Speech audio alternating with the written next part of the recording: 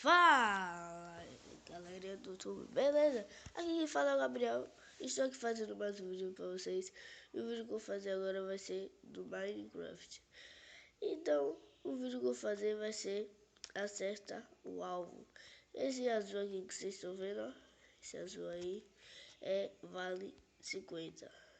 Esse aqui vale, deixa eu ver, 10. Esse vale 30. Então vamos ver se eu tô bom de mira. Daqui.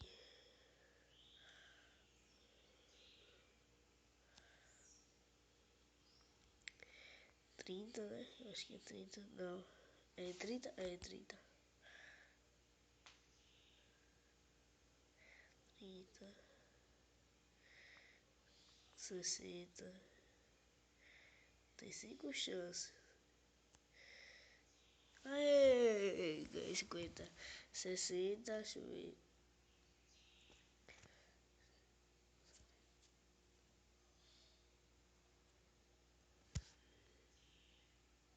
110.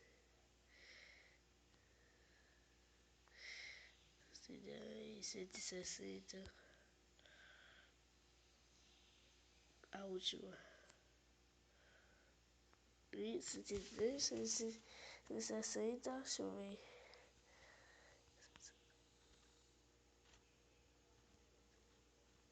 190. Acabou, pessoal. Aqui ganhei 190 pontos. Então, ganhei 190 pontos. Esse vídeo foi só. Espero que vocês gostem. Se vocês gostaram, dá um like e gostei. Se inscreve no meu canal, que vai ter vários vídeos para